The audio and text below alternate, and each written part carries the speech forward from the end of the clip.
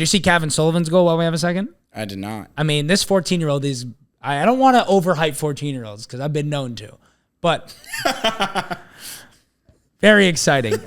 Welcome back to Yanks Abroad. Today we have a very special episode. We are answering some fan questions. After reacting to Pochettino becoming the new U.S. men's national team manager, it sparked a ton of questions from you guys. So today we are going to answer those, as well as talk about how the Americans are faring thus far in Europe. We're about a month into some seasons, a couple weeks into others, and we're going to go through that. But first, Will, what's our first fan question? I thought this would be a good one to lead off with because it's such a hysterical question. The big question is, can the privileged American players accept change and actually change their style of play or abilities? So I think if you take out the ridiculous little precursor to the question, I think it's a fair question. Is that ridiculous? I think actually the precursor is a very fair question. I think Americans in general, just as a people, are some of the more privileged stubborn people out there as to Americans. I think we can admit that. And I think how they've reacted to certain situations and in the games, I think they've shown a little privilege themselves. So I think it is a very fair question. And with a non-American manager who does expect a lot from his players, what do you think? So my thoughts are this. Number one, are the players privileged, or did it become a privileged situation under Berhalter? To me, it became a privileged situation where it was squad's not changing much. He knows the players he likes, not really giving other players a look in. You know, we can go so on and so forth. Players getting away with doing whatever they want, whatever. Second, I think if you're just looking off the back of that, I think the slate is pretty much completely clean. Like, we've spoken about this before, namely looking at players like Weston McKennie, who I think both of us think is a very important person to this setup. It's not going to be a shoo-in. Like, Gio Reyna, like, especially since he's not getting a lot of action in Dortmund at the moment, like, I think, yes, he'll be called up to the September camp. I don't even think Pochettino's going to be managing the September camp, but nonetheless, I do think Reyna, even though he's not playing, will get called up. But I don't think when it comes to the World Cup in 2 years, it's an automatic for people like this. And so if they're privileged and they don't want to change the way they're going to play, they're not going to be a part of their squad. And I think that's the most important thing. And I think we've seen Pochettino act that way at club level with players before. So I think we know that it doesn't really matter if the players are privileged. The privileged players aren't going to get the chance to play. Yeah, Pulisic and Balogun probably, and it's funny Chris Richards probably, Anthony Robinson. It's funny that you stuttered because, like, as you were listing those, in theory, untouchables, the list might end at Christian Pulisic. No, it really might. I mean, Chris Richards actually may be the only other one where I think... I agree. Like, I mean, if he doesn't play center back, it's not looking good at the other options. Agreed. So, but even Balogun, like, he's not playing that much for Monaco right now. Like, Anthony Robinson's been great for Fulham since the season started, but he was bad for the U.S. And there's a ton of other left backs. Like, you're right. The list may start and end with Christian Pulisic, who get to be privileged. Yeah. And he's the one player who's probably never, and he never even showed any privilege under Berhalter. Yes. So he's given us a shift every time he's in the camp. He's shown how much it means to him, and it's crazy that that's like not a minimum for all the players. Of course, especially at a country that's not that good at the sport. Exactly, which is something that should change. I think a good example of this, I mean, I'm going to do this pretty often, but it's just because I know Pochettino and what he did so well at Tottenham, but Tanguy Ndombele, who was at the time Tottenham's most expensive transfer, he came in and was out of shape and essentially not giving enough in training, and he got frozen out of the squad. Pochettino was still the manager when Ndombele came in? He came in first, and then Mourinho tried to fix But the first year Ndombele was there was under Pochettino. Yes. Wow. That's crazy. Correct me if I'm wrong. I believe that is the case. I mean, you're the Tottenham fan. Yeah. I think that's the case, and I think we'll see a similar situation of what we're talking about, of no one is safe under this system, where I'm sure when Levy finally broke the bank for a big player and he got playing time to begin with, but then after the fact, he wasn't showing consistent resolve and a correct attitude. He was frozen out. So I think, to answer your question, these players will not. It will be essentially sink or swim. Yeah. If they want to come in and be privileged and think that because of what happened under the Berhalter camp is going to continue, they just won't be in the squad. They won't play, and the players who come in and fight for their spot will play. And it's kind of that simple. So it's kind of up to the players at this point to decide how much they're going to 1,000%. You get out what you get, what you put in. 1,000%. And I think it even will attribute to the way they play for their clubs, right? Like, you have a real chance right now, if you can make a name for yourself in the next 2 years at your club, even if you're Griffin Yao at Westerlo or Brian Reynolds at Westerlo or Slonina on loan at Barnsley. Like, if you can make a name for yourself right now in any way, you don't even need to get that big transfer. If your form can find a big peak, you can find yourself in a World Cup squad where maybe it didn't look like you even had a chance before. So that kind of brings us to our next question, which somebody asked. For goalkeeper and center back, I'd like to see a clean slate. Slonina and Steffen for goalkeeper, Matt Freese getting a look. Center backs would be Trusty and McKenzie getting looks next to Richards. Would also like to see Eric Palmer-Brown finally get a fair shot at center back. Does John Brooks also get a comeback? And so my answer to this question is, I think those positions specifically need a clean look because... I mean, if we learn anything from Copa America, I mean, Matt Turner for the last 18 months has not been the level that we need at goalkeeper. Center back, Tim Ream back in the MLS, going to be 38 at the next World Cup. He's not starting next to Chris Richards. So, yeah, I think it is a clean slate. The only thing is, like, Tim Ream has shown his quality. Does it go down because he's playing in the MLS? But, like, Pepe started every single match for a Portugal team who has a gross amount of talent at center back, and he got the start. So for me, I wouldn't write off Tim Ream just yet. If he's fit, I think he should be invited. I think if he's 38 and he's still better than the other options, I don't care how old he is. Like, that shouldn't change for me. But it's like everyone gets a clean slate. So I think that question is accurate. And it's like, you don't even need a clean slate to. All we have right now is essentially a clean slate because no one's good in any of those positions. I think we learned a lot that, like, our team isn't as good as we thought it was. So a product of the players we have, it's just naturally going to become a clean slate with Pochettino. To answer a couple of those questions specifically, Mark McKenzie, he just got a move to Liga, as did Tanner Tessmann, so maybe we'll be more locked into what's going on over there. John Brooks, we've had five different. He's not on a team. He's without a club at the moment. So I mean, for me, I think that one's more like fans are like, oh, John Brooks hasn't been a thing for a couple of years. I think his fallout with Berhalter was bad. But I don't think it actually had anything to do with him not being a part of this team. Cracking up because that's the most on Instagram and TikTok as well. People are like asking for John Brooks.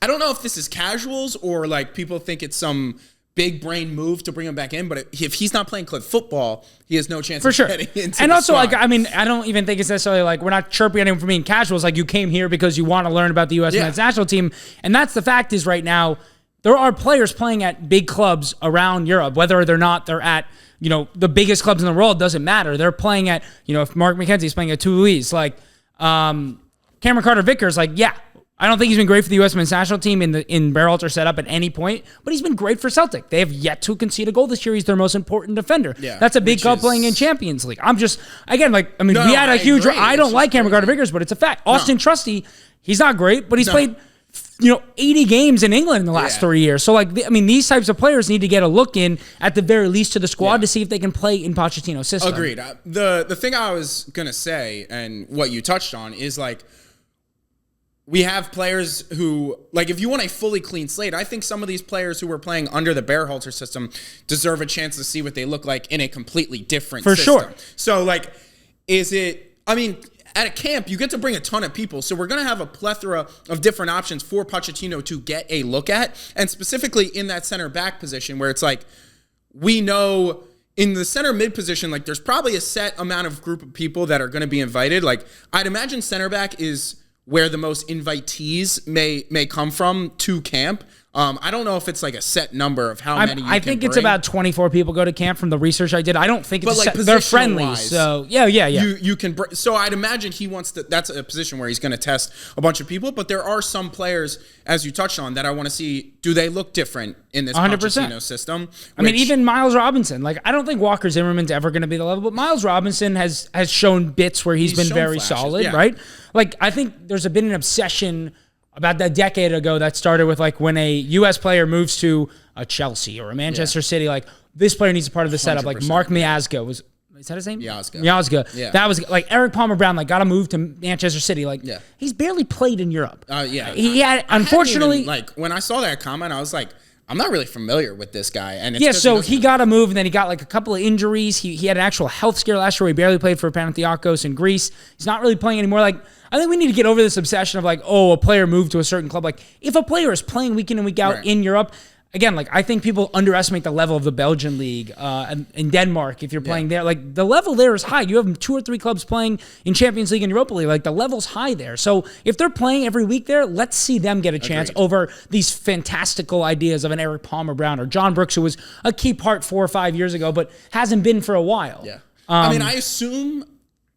Granted, I have no backing to this assumption, but I assume John Brooks will a club will pick him up and he'll continue playing. So we'll reevaluate it. Of course. Once that happens. But he should not be called up in September to this camp, obviously. Correct. And he's also been a free agent for, I think it's around 2 months now. Yeah. His contract ended with June or July. With Hertha Berlin in June when the season ended. Yeah. So he has been all summer. That's what I'm saying. So people have passed up the opportunity. He's not even close to signing with the club. Like I haven't seen a rumor. I haven't seen a link. So we'll reevaluate that when it comes. But I think the key will be, and which is almost exciting, is like, as a fan, can we look at it in a fresh eyes the way Pochettino is? And I'm like, welcome anyone to camp. I'm more than happy to give him a chance, but we may have to decide and make not rash decisions, but move on quickly. If things aren't looking different in a positive way and look the same in a negative way, I think you move on from those players quickly.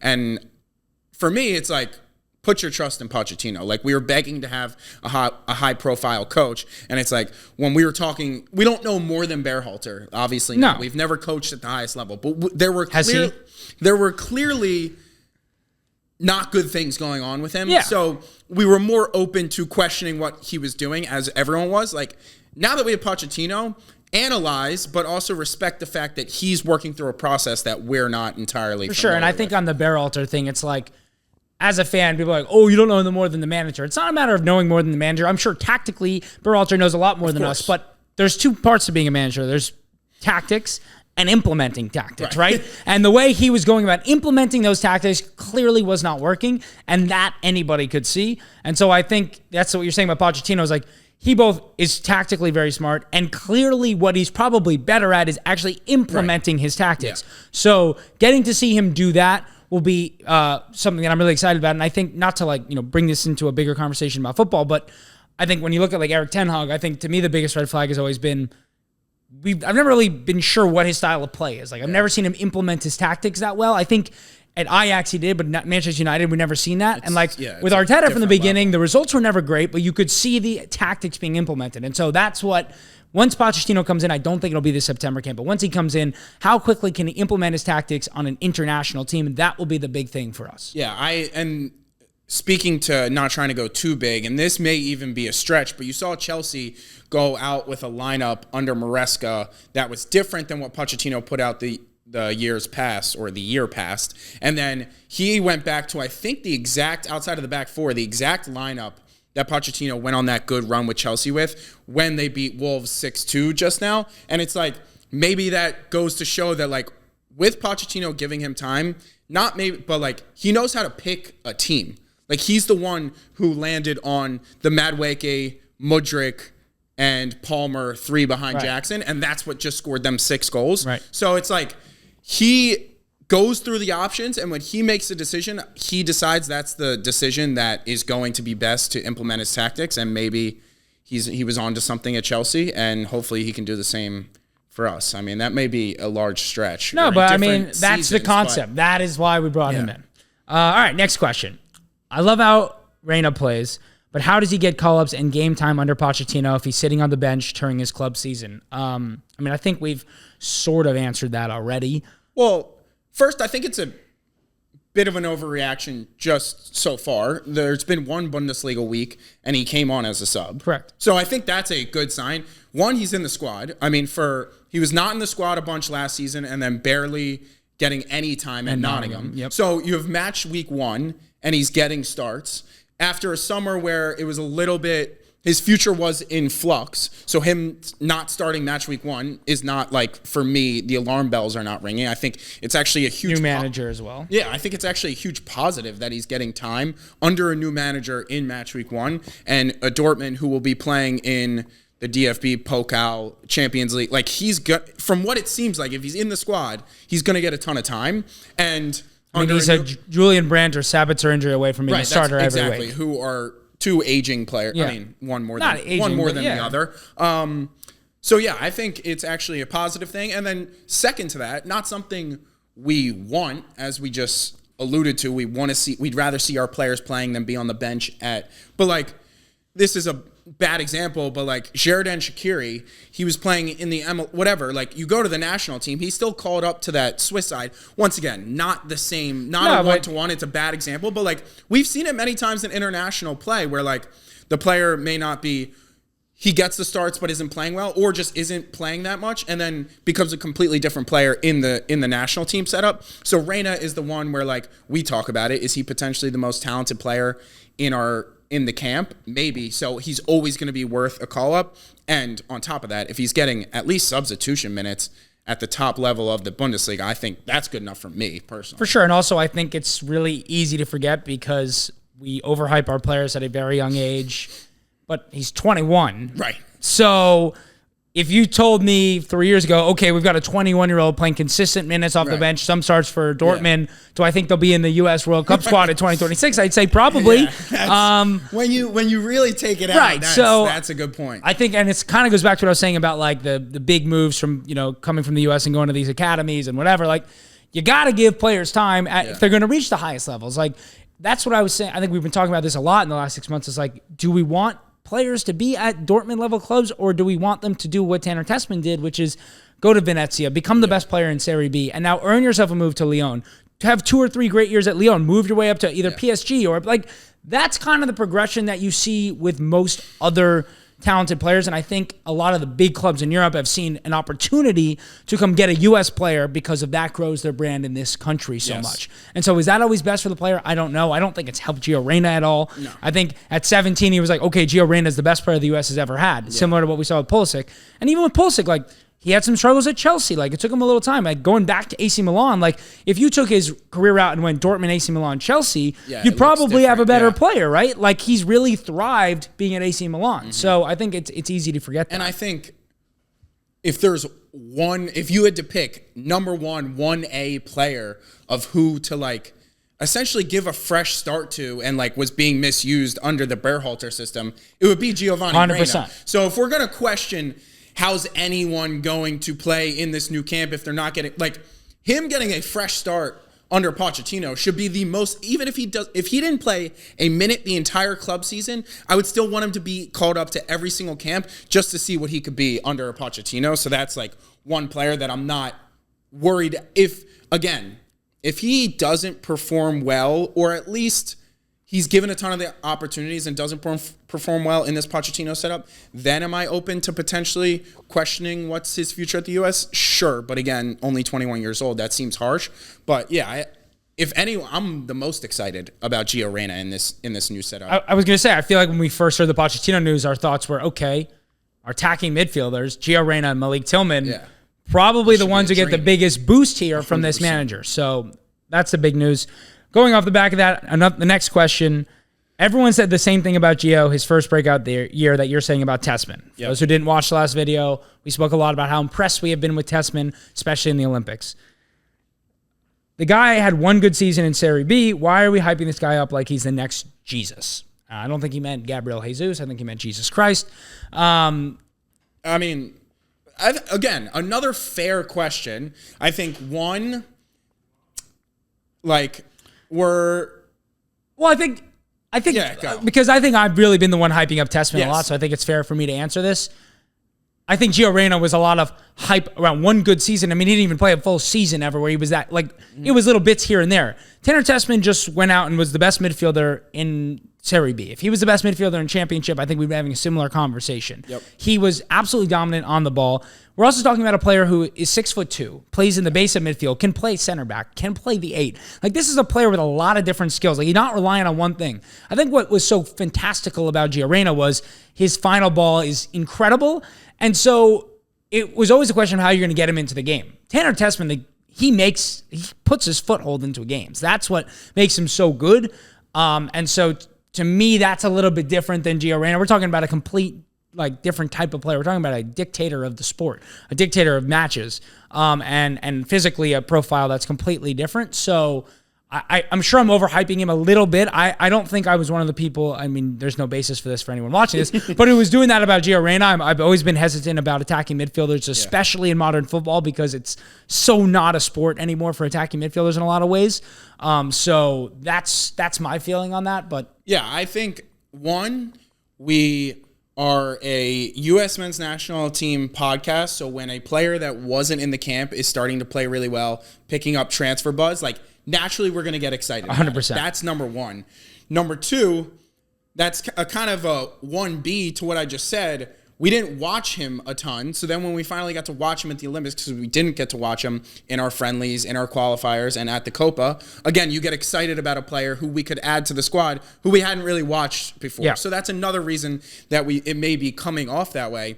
And then three, as you touched on, just the profile is not something that the potential of what that profile could bring of being such a dominant, physically human is a very exciting thing, who can win balls in the center of midfield and then also spray passes. So yeah, I think the reason he's getting hyped up is because we've had no real other opportunity to talk about him previously, whereas we've exhausted how much we love Yunus Musa's ball carrying ability and how well Jedi has done at Fulham. We've talked about all that stuff, so it seems commonplace. So when we are glazing Tanner Tessmann out of nowhere, that's kind of how that comes about. But yes, I agree. He's not the next Rodri. Not right now, no. Okay, see? That's not right now. Hopefully I'm not saying he will be. No, I know. I think now he's very talented, and let's see what he does at the next level. And then number 4, he was getting a new transfer. So all those things, that culmination of all those things happening in that 2-month period in the summer makes it a very exciting prospect. And also, he got his move, which is he got his move, and also he was supposed to go to Inter Milan, who have one of the greatest histories of center midfield prospects ever, and are one of the best teams in the world. That's what I'm saying. So it's not we had this great season in Serie B and nobody wanted to touch him from Venezia. Every Serie A club was in him. And more, I think it's very important to certain clubs have an ability to identify certain positions. Yeah. Inter Milan has one of the greatest histories of central midfield players in the last 50 years. So I think it's important to see that as a part of scouting a player. And you also look at Barella, one of the best center midfielders, and how they've these guys were always good players, but I think they've revived their careers a little bit in Chanaloglu and Mkhitaryan. Again, different profiles, but as you're saying, if Inter wants a center midfielder, they feel like they can do something with them. They've shown that they know what they're doing. 100%, 1,000%. So the last question, can you do a breakdown of how the starting 11 could look under Pochettino? And so I think there's 2 ways of looking at this. Yes. What is the best starting 11 and what is the first starting 11? I would prefer to answer what is the first starting 11 because we're missing some players due to injury. And so I think it's important to note that this will be the first starting 11 and that may change Pochettino's mind moving forward. I mean, sport is a game of opportunity. I like to live in a dream world where it's best case.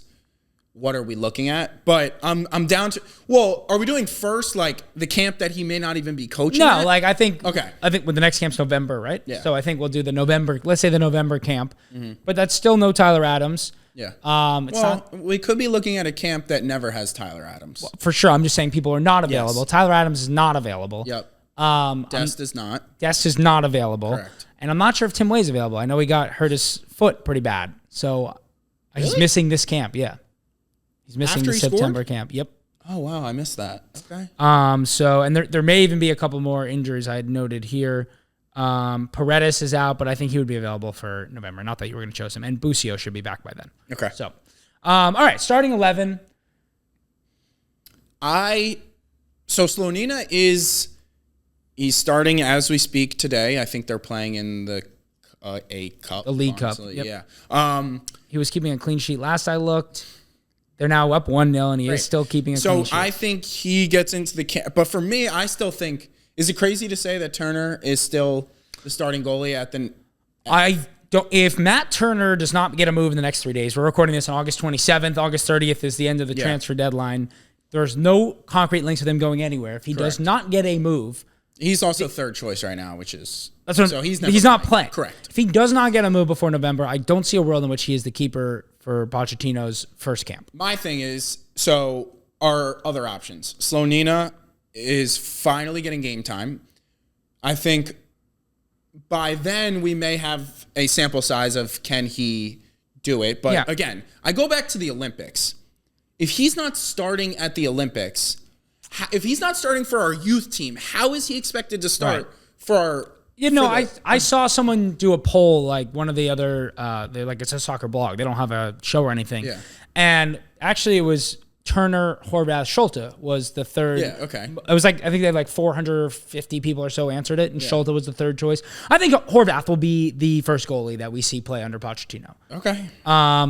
Do you think Stefan gets a look? No, I think Stefan's days are a number. I think Slonina will be the number one. Slonina's been really, really good so far for Barnsley. So I'm not trying to get too excited, but he's playing every week. That should give him priority. Agreed. Well, I don't think it gives him priority yet versus someone who's been our starting goalkeeper consistently for the past 4. But he's shown he's not the level.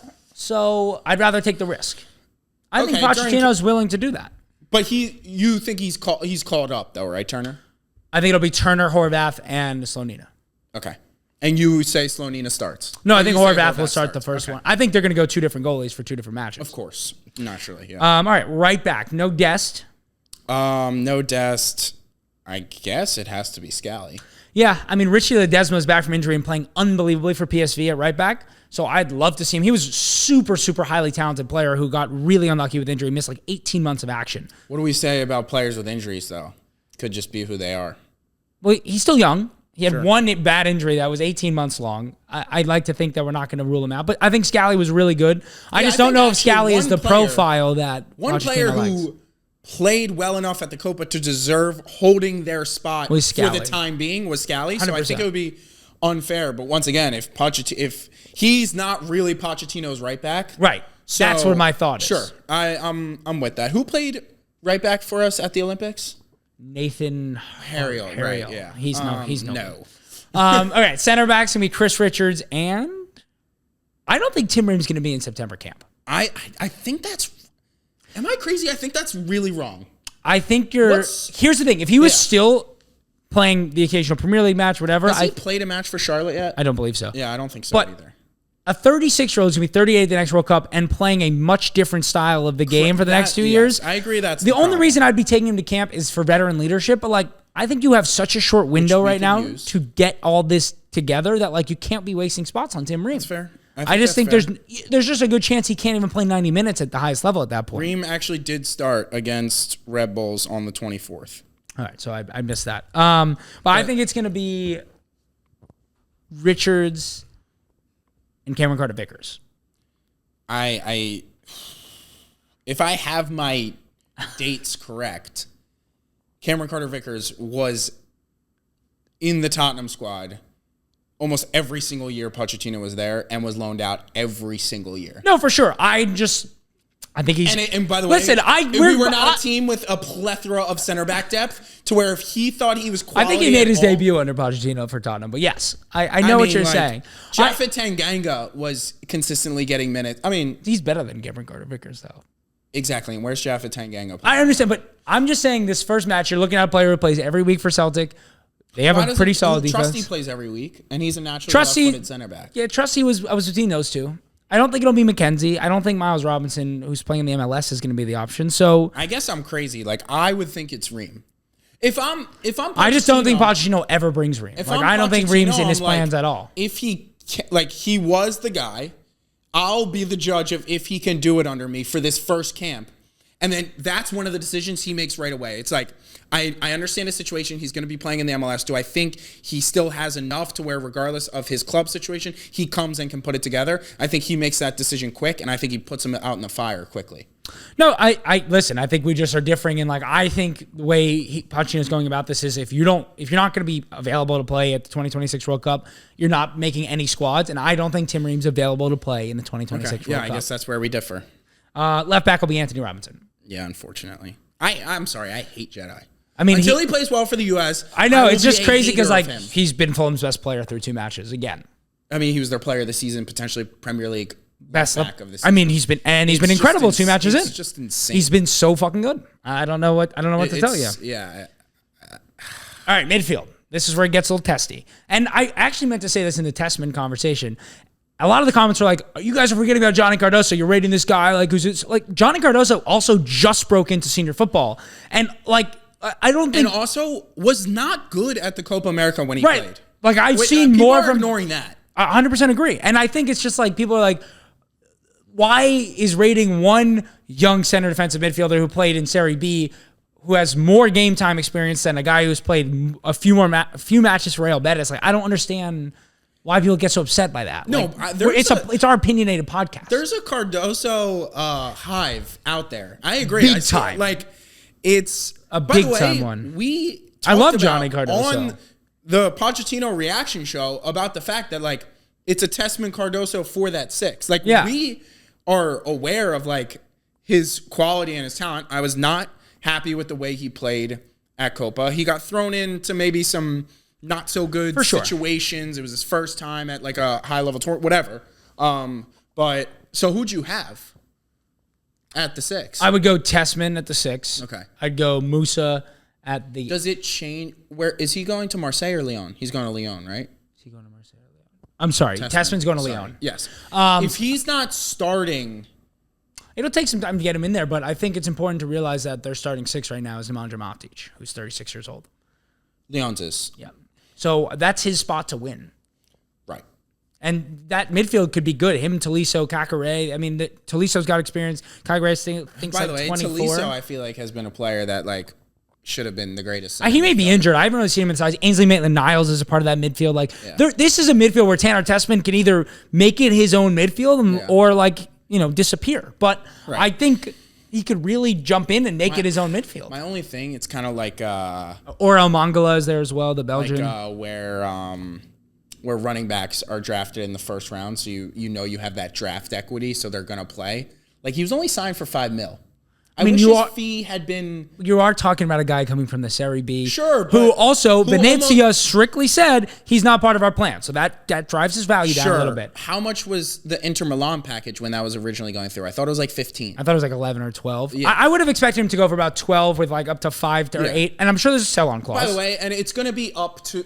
People don't like... sign people not to play them just because they were cheap. They don't just spend money to spend money. Well, I think they saw their main 6 is 36 years old. Right, yeah. So yeah, hopefully Tessmann gets his time in. If not, I'm more than happy for Cardoso to get his opportunity. For sure. Under Pochettino. Like, he will. I think, again, that'll be similar to a goalkeeper situation. One will start one game, one maybe the other. 100%. Yeah, so I got Tessmann 6, Musa 8, Tillman 10. Yeah. Front 3 of Reyna on the left, Pulisic on the right, and Balogun through the middle.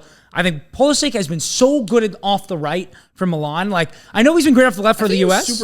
I think you can do... Honestly, I don't see it as like a Foden situation where it's like put Pulisic out of position to give Reyna his best position. But for me, Pulisic is so good at both. I don't see it playing him out of position. You're not playing... I'm saying whichever one Reyna wants... left or right, he feels more comfortable. Whichever one Pochettino feels fits his system more. I'm very comfortable playing Pulisic in either spot. Like, I wouldn't... We talked about it a lot. Like, he's so good at AC Milan off the right. We shouldn't take him off the right. We shouldn't take him off the right. Like, I'm open to... For sure. And I could also very much see it being Cardoso 6, Tessmann 8. And because... That's a long midfield. Yeah, it's also like... Tessmann's... I mean... yeah. You really fucking got in my head.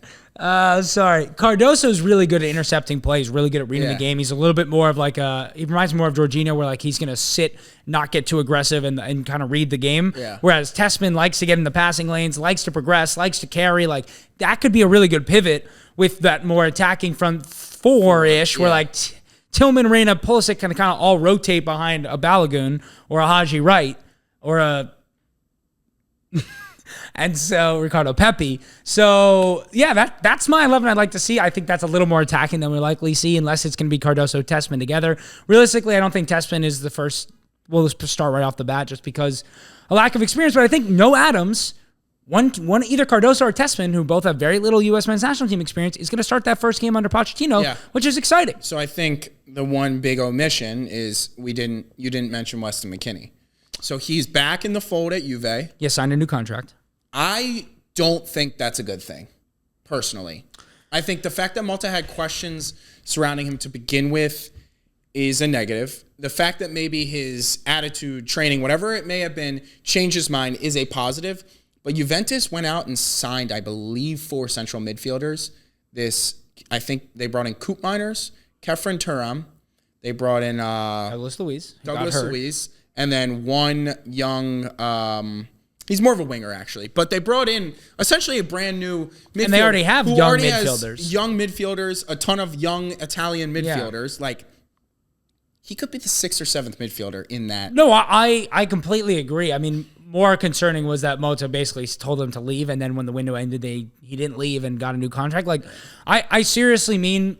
And it's crazy because he maybe had his best senior year ever last year. Is weird, yeah. And so now we're talking about a bad Copa America, not being in the Juve. Like, he'll obviously be in the camp for the U.S. men's national team for the next 12 months at the very least. Like, he has a long string, and he also will, no matter what, be in the World Cup squad if he's healthy. Like, he's obviously versatile, can do so much. But yeah, I don't think a starting spot is guaranteed for him. And also, Pochettino's going to expect an athletic team who's got pace, who can get up and down the pitch, and McKennie looked a little out of shape. So yeah, I'm worried about him in that Juve setup because you have Malta, who got the Douglas Luiz deal, might have been the first of the entire that anyone did. Yeah, Thuram was early before the Euros ended. Like, he went out and got, and then they just spent, I believe it was like between 50 or 60 for Coop Miners.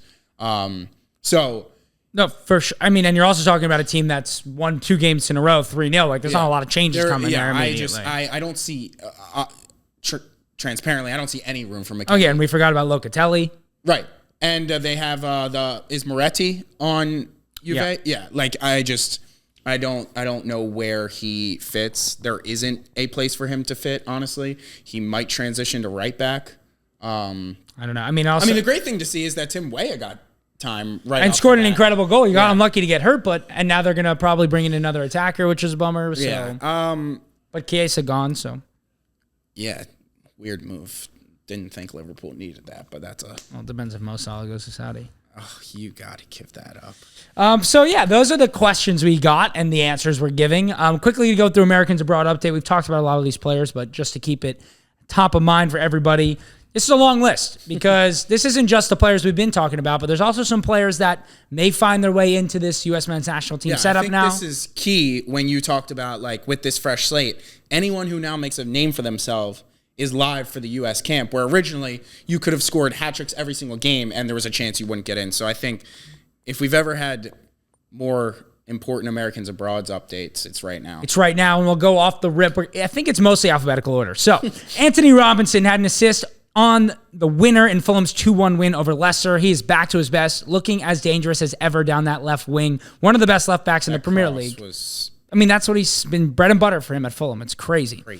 Brendan Aronson, as much as we're not a fan, and we haven't mentioned him once, cooking for Leeds. It's 2 goals already.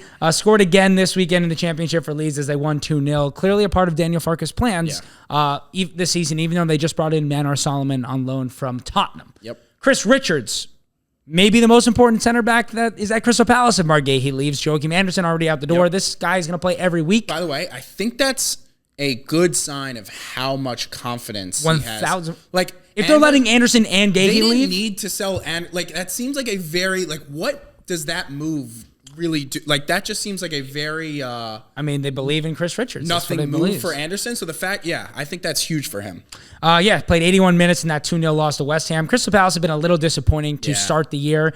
But, he's going to play every weekend. What's his name just got hurt today in the League Cup. Richards had gotten the day off, and he got hurt 10 minutes in. Riyadi, is that his name? The other center back at Crystal Palace? I don't know.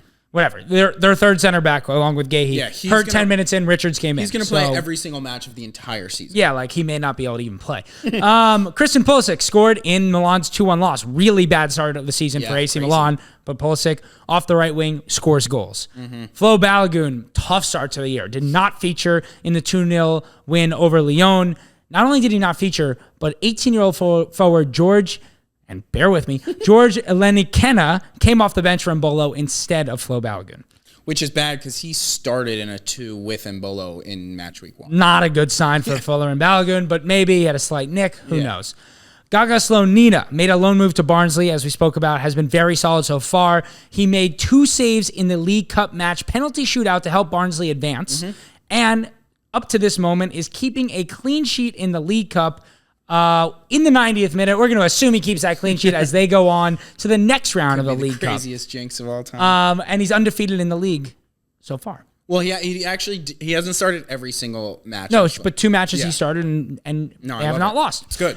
Gianluca Busio, still out injured from the Olympics with Venezia. Gio Reyna appears to be staying at Dortmund, as we said, to fight for his place. Came on and played the final 9 minutes in their 2-0 win in match week 1. Griffin Yao being used as a power sub in the Westerlo side so far this season. I think he's still coming back from full fitness after the Olympics. Haji Wright. We talked about last week, he had those 2 goals. Played the full 90 in Coventry's 1-1 draw with Bristol City. Johnny Cardoso, who had been rumored to be leaving Betis this summer, looks to be staying. Played very nicely in the midweek match in the Conference League that saw them win 2-0. Jordan Siabachu, the long-forgotten striker, played the full 90 in Union Berlin's 1-1 draw with Mainz. He's at Union Berlin? I missed that. When did he leave Mönchengladbach? He was at Union Berlin last year, I think. No? No. Okay. Joe, that's PFOC, right? Yeah. Yeah. I'm 95% sure he was at Mönchengladbach. You look while I finish this, but I'm 99% sure that's right. Joe Scally, not at his best in Gladbach's devastating 3-2 loss to Leverkusen, as Xabi Alonso's side continued to be just ridiculous, scoring 101-minute goals. Josh Sargent. Is Josh Sargent going to score 30 goals in the championship this year? Right? He may just. He's on fire, and a goal and an assist in the 2-2 draw with Blackburn, and then a goal in the 1-1 draw with Sheffield United. Maybe he's found his level, and that is the championship. Kevin Paredes picked up a foot injury and likely out until after the international break. Huge bummer. I don't know if you read that article. He was interviewed during for The Athletic saying, Kevin Paredes, he was saying what was devastating blow of his career was not being selected for the Copa America. So I think he feels that he's going to make a name for himself in the U.S. men's national team jersey. I would have expected him in this September squad, but with the injury, he will not be in it. Tough start. Malik Tillman scored for PSV in their 7-1 win over Almere City. Matt Turner, no idea what the plan is there. Needs to leave Nottingham Forest. No plan. Yeah. It seemed like he was going back to the MLS, but there's no strong links. He should go on loan to a championship side that needs a goalie. That's his level. Ricardo Pepi also scored for PSV in their 7-1 win over Almere City. Tanner Tessmann completing his medical with Lyon as we speak, I believe.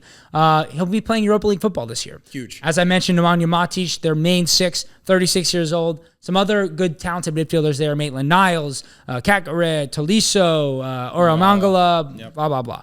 A lot of good news there. Tim Weah scored a banger of a goal in their 3-0 win over Como, but then picked up a hamstring injury. Will miss the September camp. Tyler Adams had that back surgery, so we'll see where he's at the end of the year. We'll keep you updated when we have one. Weston McKennie signed a new deal at Juventus, as we talked about, has been on the bench for both of their first 2 matches. Yunus Musa started and played 67 minutes in Milan's 2-1 loss. Starting to get more playing time for AC Milan, even though they're not playing well. Good to see. Yeah, hopefully he's not the reason behind the poor form for Milan. I don't believe so. Austin Trusty played a full 90 in a 1-1 draw with Norwich, potentially moving to Celtic, though. Really? To pair with Cameron Carter-Vickers. Having said that, Cameron Carter-Vickers potentially moving to Atalanta. Really? Some big rumors of him going to Serie A. Might be a trustee for Carter-Vickers in-out situation at Celtic. But Carter-Vickers has played the full 90 in every match for Celtics so far, and they've yet to concede in the league through if 3. He goes to Atalanta, he will get exposed. Yeah. So actually, that would be great. Because it'll be sink or swim for him I don't think he has the pace to play the high line they play there. Caleb Wiley started both games at left wing back in a back 5 for Strasbourg in Ligue 1. Nice. Very exciting. Mark McKenzie started in a 1-1 draw against Nice for Toulouse. Richie Ledesma, as I spoke about, taking a starting spot in PSV's team this year. Has been excellent, featuring all 3 of their wins to start the season at right back. Leonard Maloney, I'm not sure if you're too familiar with him. Literally never heard the name. Starter for Heidenheim in midfield in the Bundesliga so far this year. Played a role in their 2-0 win over St. Pauli and 2-1 win in the Conference League midweek. That's a midfielder who is going to probably be in the September camp. And then Brian Reynolds, the right back at Westerlo, has a goal and an assist so far for them this season, starting in every match at right back. Lengthy American abroad update, but mostly good news. A lot of good news. A lot of good news is a good thing. I mean, this could be an overreaction, but you get a new Pochettino manager in, everyone's live for the squad, and could pick up everyone's level a bit. I think, to me, Maloney is the one who will probably be a name that most people don't know. I didn't know too much about him. He came up on my feed like maybe 3 weeks ago. I really didn't know about him, and I was like, wait, he's playing for a club in Europe? Yeah. Like, not just in Europe, like they're playing in the Conference League. Like, he's playing. So that brings us to the squad for September camp. I've put together what I think will be the squad. I'm excited to revisit this and see how many you get right. Yeah, so I put 24 names down. Goalkeeper, I think we agree. Turner, Slonina, Horvath. Right. Anything you think different? Where does Schulte play? Columbus Crew? Yeah, absolutely not. Who just won the cup against the LAFC? Not that anyone... Which cup did they win? The MLS Cup? Some American. No. Yeah. Oh, like the leagues. It's their leagues cup. Yeah, it's their leagues cup. That's what it is. Is that, yeah. I don't know. The MLS added a cup recently because they got rid of the US Open Cup where the pros aren't playing it anymore. Meanwhile, did you see Kevin Sullivan's goal while we have a second? I did not. I mean, this 14-year-old is... I don't want to overhype 14-year-olds because I've been known to. But... very exciting. Clip that. Just that. Yeah, please. Defense. Chris Richards. Yep. Cameron Carter-Vickers. Anthony Robinson. Are you like 100% sure on Cameron Carter-Vickers? Like him being in the squad? Yeah. Do you have... Let me finish and let me know if you have other options. Okay. Chris Richards, Cameron Carter-Vickers, Joe Scally, Anthony Robinson, Miles Robinson, Mark McKenzie, Richie Ledesma. Is there somebody you'd like me to include that I'm not including? I think he'll include a second left back, first off. Joe Scally can play on both sides, but okay. And I think Tim Ream gets into the squad still.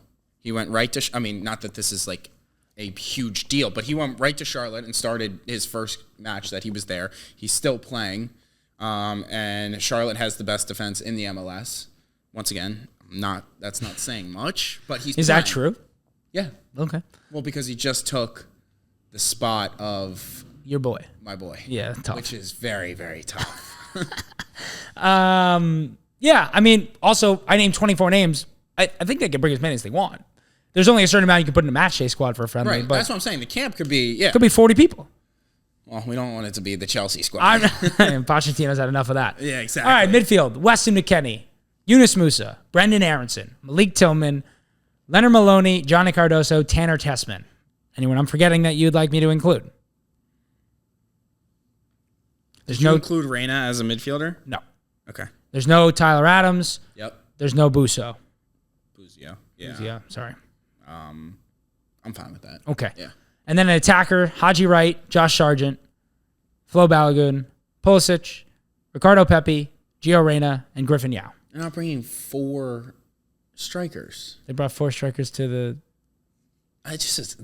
Stop bringing Pepi, please, for God's sake. They're not going to not bring Pepi.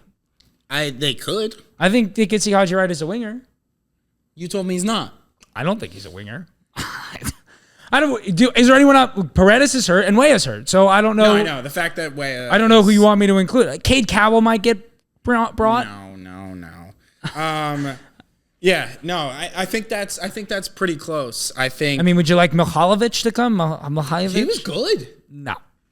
That is not a good player. Nope. Oh, he was class. That free kick? No? Okay. Yeah. The only other... I think Tim Ream gets in. I'd like to see Diego Luna eventually get into the setup. Otherwise, Mexico, he's going to play for Mexico. And then I don't know if you saw the Burnley left winger, who's like a huge prospect, 19-year-old. Wilson Odebear? Bro, oh boy. He's bro? No. Bro? Italian, Burnley, left winger. Yeah. Luca Coglioscio. Love the name. So he could play for the U.S. or Italy. Italy just called him up for their fixtures in September, so he will be cap-tied to Italy. Smart on them. Yeah, bummer for us. Is that like official, like we're out of the fight? Well, like they called him up, he could, I guess, not go. But if Italy's calling your name and... Yeah, I'd probably answer. Right. All right. Well, especially since they're in need of attackers, always. Badly. Yeah. So, right. I mean, that's what I think the squad will be. I mean, I just don't know how many MLS players will be involved because, first of all, it's not clear who's... By the way, there's never been a worse time to be an MLS player. I would agree, yeah. like, I think that the league's going to suffer for sure. Correct. Anyone who's fringe is gone. Like, I don't think Miles Robinson I think he went to like Cincinnati. I have him.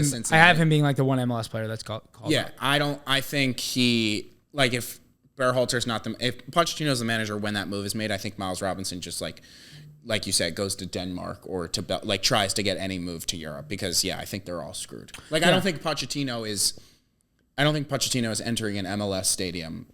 Ever. Maybe to watch Miles Robinson, but that's about it. Yeah. Or Diego Luna. He'll just be like, send the film. Yeah. And even the players like Cade Cowell who are playing in Mexico, I think Cade Cowell's really good and he's been really good for under 23s, but I think if you're not playing in Europe, you're at a severe disadvantage right now. 100%. I think the style of play is also just completely different and maybe Berhalter tried to do a mixture of certain things, whereas Pochettino is playing that high line, high-intensity, physical type of European. I was going to say, and also the only other person you mentioned left back, I mean, Caleb Wiley, I only did 24 names because that's what I saw was the number they're going to call. Sure. But Caleb Wiley. over Tolkien? MLS. Right. I think Tolkien played well enough. I mean, that's the reason I didn't do Caleb Wiley is because, as you mentioned earlier, with Solanina, he didn't play for the Olympic side. Right. So clearly the U.S. Soccer Federation rates Tolkien higher. But is that a U.S. Soccer Federation? Well, the guy who was a coach was the U20s coach. Yeah. So he's a U.S. Soccer Federation guy. Yeah. All right. That's the Americans update. Yeah, it ended up being pretty lengthy. Make sure to hit the subscribe button. We are going to be doing a stream on Bleacher Report. Yes. On September... I have no idea. It's in my calendar. September something. Yeah. It'll be on the screen. It'll be a little bar. It tells you the day. We're going to be ranking the top 3 players at every position that the U.S. has during this camp. So make sure to tune in for that on the Bleacher Report stream. Other than that, anything? No, we'll be doing streams for the U.S. Unfortunately, it seems like Pochettino's not going to be managing those matches, but we're still going to stream those games just to see how the lads look. And that's about it. We will see you next week.